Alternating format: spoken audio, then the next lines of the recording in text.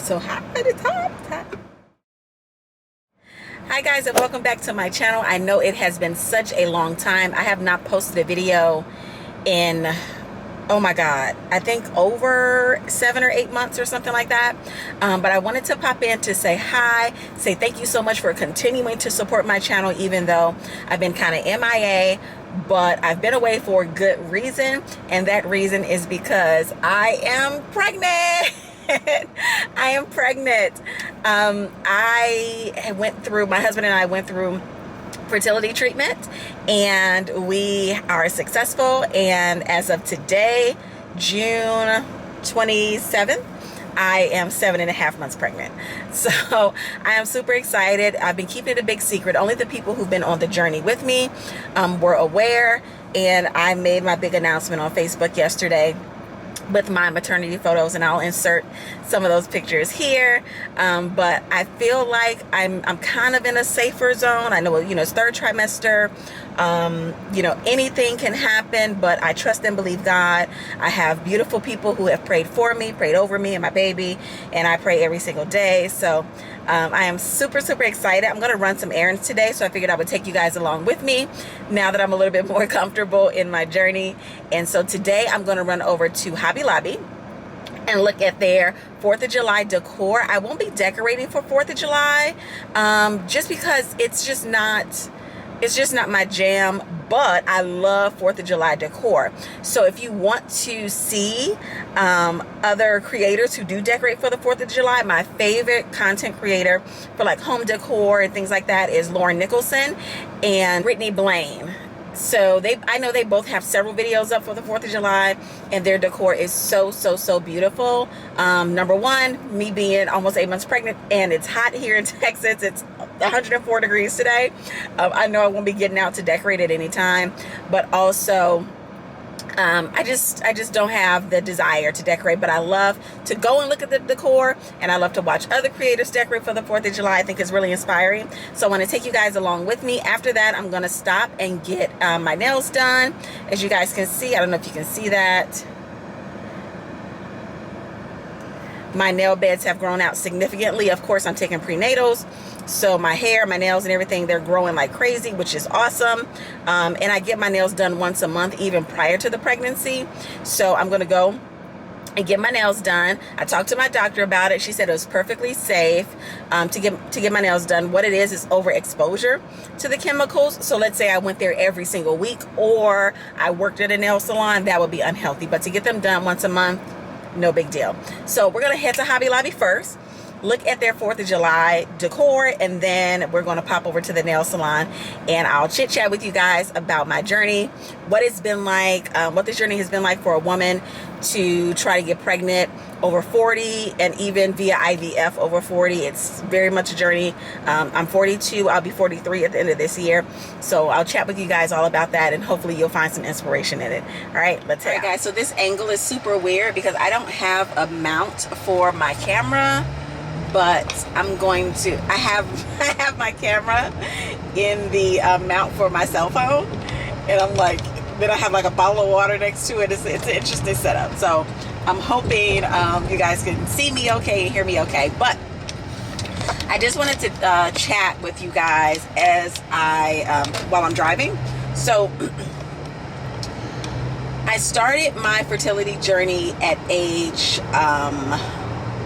37. My husband and I married in 2018. So I was 37 at the time, and I always knew that I wanted kids, and I always knew that I was willing to do whatever necessary within limits, right? So if that meant that I had to go on medication, if that meant that I needed surgery, and I didn't know that I needed any of this at the time. I just knew I was older. I just knew I was in my 30s, so I assumed it would be a bit of a challenge. I've always been a very, very healthy person, no issues. The only time I was in the hospital was when I was like a kid with pneumonia and like 5 years old or something like that. So I just assumed, that it might be a bit of a challenge because I got married older. I settled down older, and I used, methods to prevent that while I was single and in my dating life and things like that. So When we got married, we weren't like trying like, oh, you know, it's this time of the month, the clock is ticking kind of a thing.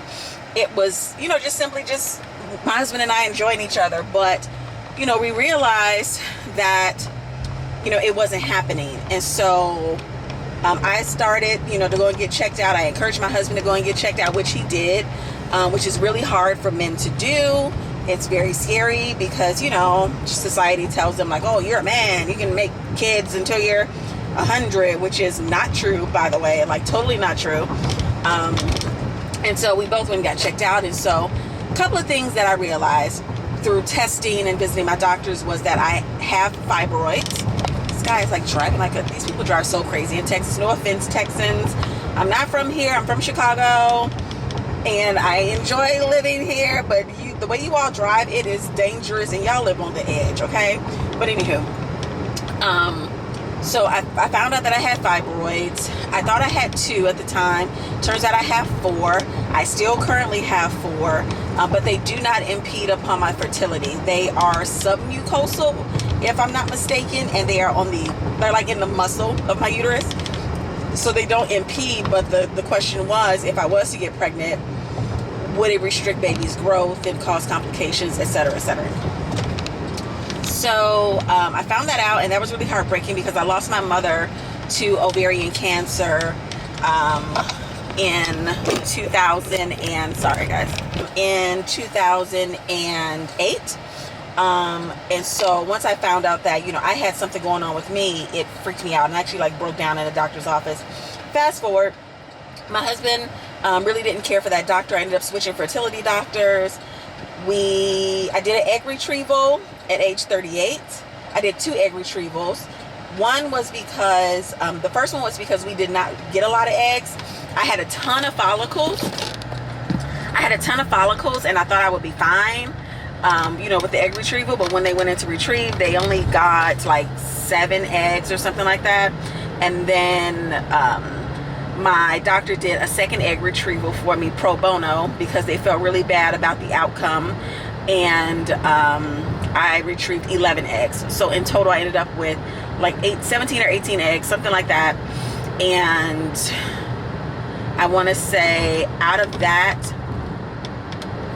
6 went to blast, meaning that they, when they injected the sperm into the egg or whatever, like only 6 of them, like, responded, and 5 of them, they turned into embryos. So I did do genetic testing because we are older. And, you know, the risk of abnormalities and things like that, it's super, super high when you're older. So I did do genetic testing. So out of the 5 embryos that I had, only 2 of them came back normal. I had 3 that were abnormal. So we moved forward. And at this time, I was 41, I think. Just a side note, IVF treatment, even if it's just egg retrieval, is super, super hard on your body. And that's why I ended up, you know, at 41 doing the frozen embryo transfer, because you need to heal, you need to rest. Like it's a whole process. And to be honest, egg retrieval is the worst of it because it is the most amount of medication you're going to take and inject, and it swells you up like nobody's business. So I did the embryo transfer. Like, my husband went in, he did his thing, right? We made embryos. I did the embryo transfer, and I got a positive pregnancy test, which was super exciting. And that was in April of 2022. And I was super excited. I'm like, oh my God, like, this is really happening. And on, what is it, Labor Day, whatever it is in May, Labor Day, Memorial Day weekend, I miscarried. So I found out that I miscarried. I actually went into the doctor's office and they could not find a heartbeat. I went back a week later because they wanted to give it a chance, and there still was no heartbeat. And so I found out that I was losing the baby. So I took time to heal from all of that. And then I called my doctor and I said, you know what? I still believe God. I believe what God promised me. God has shown me all these visions of me as a mother. He's shown me all these visions of me and this baby. Like, it's hard for me to believe that this is not going to come to fruition with me. But I'm willing to accept it if it doesn't, right? Totally willing to accept what the reality is. I don't believe in, not accepting your reality, because I think that makes things a lot harder for you. So I was willing to accept it, but I knew what God had promised.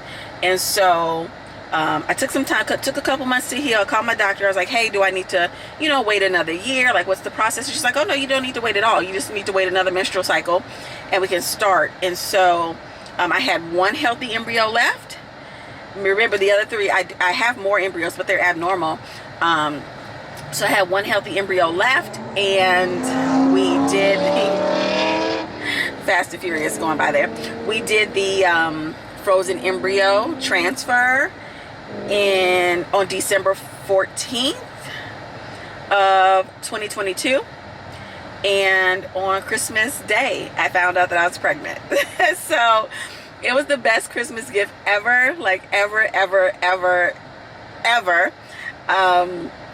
And it has been a successful pregnancy since. So I stayed with my fertility doctor until I was 10 weeks, I believe. And then you graduate, they call it a graduation, and then you go on to be with your OBGYN, who's going to be your delivery doctor from that point out, and they monitor the pregnancy. Because I am over 40, I am considered high risk. So I also have a high risk OBGYN, which is a maternal fetal medicine doctor, and I see them. So I'll see my OBGYN, and then 2 weeks later I'll see my maternal fetal medicine, and then I kind of bounce back and forth. But now that I'm in my third trimester, I see them more frequently, and then I'll see them even more frequently leading up to the birth of the baby. So I know you're curious, I know you're wondering, well, what are you having? What was the gender of your embryos? So the two healthy embryos that I had were both girls. There was a boy in the mix, but it wasn't a healthy embryo, but they were both girls. And so I'm having a girl, and I'm super excited about it. So I just wanted to share that with you guys and let you know, like, I didn't drop the ball. I haven't just been away because, I just didn't like the hobby of YouTubing anymore. I've been deep in prayer. I've been really focused. I've been working with my doctors, really trying to make sure that this is a viable pregnancy for me. And even being in my third trimester, even creeping up on my 8th month, I'm going to be honest with you guys, I'm still very scared. I'm still very nervous. The maternal fetal mortality rate is high here in the US, and it's even higher here in Texas, and it scares me. My doctors have reassured me that they've got me, they've got my back. They're here to support me and to make sure that we have the best outcome. And I am so grateful, and I feel so confident with my doctor team that I have. My fertility doctor, if you're in the Dallas-Fort Worth area, my fertility doctor was Dr. Tiffany Jones. My OBGYN is Dr. Tiffany Woodis, two Tiffanys. And for my high risk OB, I don't have a doctor assigned to me, but it is pediatrics with an X at the end. X is in X-ray. And it's pediatrics maternal fetal medicine. And they have been just absolutely wonderful. So I've had a great team that has surrounded me, and it's been great. My pregnancy has been wonderful. I have not had one pregnancy symptom, not any nausea, not any headaches, like literally nothing. It has been great. So I feel completely blessed, completely like just on cloud nine, and I feel like this is so meant to be. So I will keep you guys updated on how the pregnancy is going and everything that I'm doing. I will not be having a baby shower. I'm just so focused on having a healthy baby that I decided not to have a baby shower, but I will have a sip and see. And so that is when your closest family and your closest friends, they come over and they see the baby once the baby is here. This is after the baby has had vaccinations and all that good stuff, once the baby can like be around people. So I'm gonna do that later in the year. But other than that, I'm super excited. So thank you all for continuing to support me and my channel and to love on me. And I promise to, you know, not disappoint you, but I just wanted you to know where I've been. So I've just pulled into the parking lot of Hobby Lobby. Let's go in there. This is a brand new Hobby Lobby, by the way, that they just built near my home and near IKEA. So let's pop in Hobby Lobby, see what they have for 4th of July decor 2023. And they also just opened a pop shelf, which is right next door.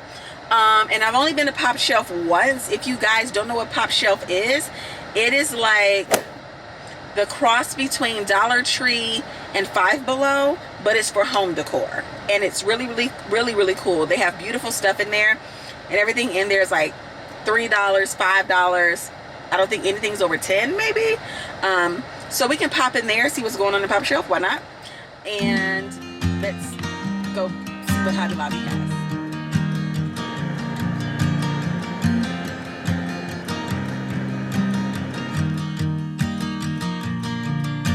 It's 2 a.m. and I can't fall asleep, 'cause I'm not tired.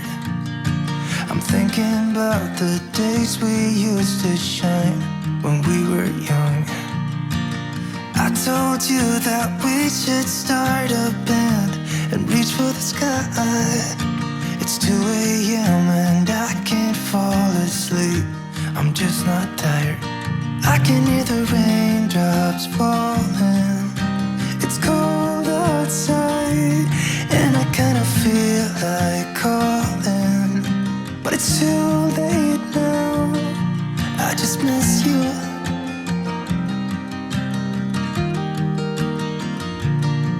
I just miss you.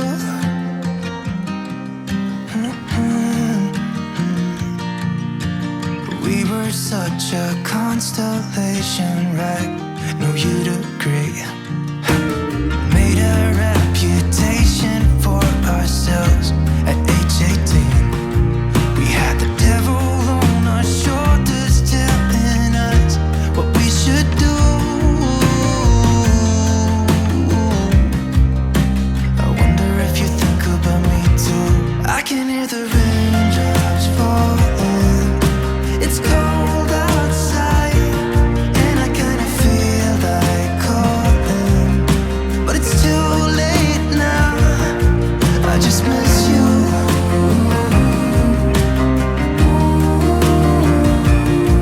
I just miss you.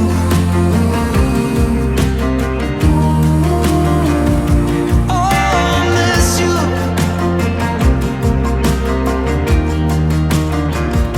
Oh, I miss you.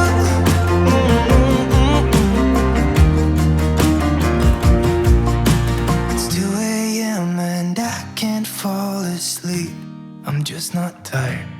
I can hear the raindrops falling. It's cold outside, and I kinda feel like calling, but it's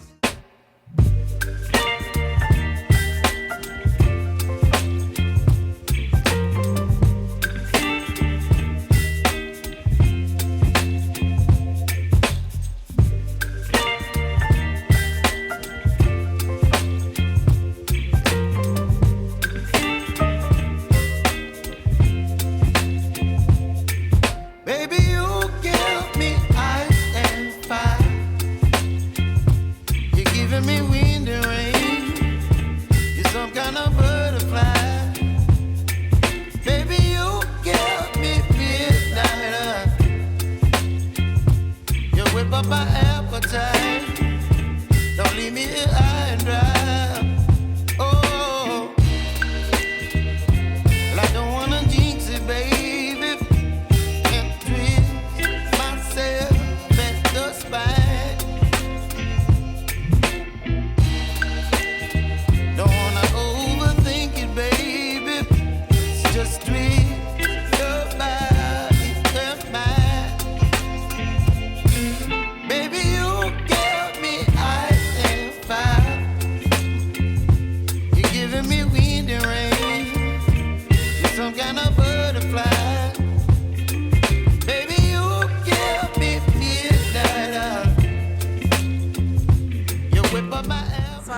enjoyed this video today. Thank you so much for hanging out with me and being patient with me while I've been away. It was kind of fun to get out of the house and go to my old stomping grounds. Pop Shelf is super cute. If you have one in your area, be sure to stop by. And of course, Hobby Lobby has the usual suspects, but always really good finds. I'll see you guys in the next video. Bye. Miss you, baby.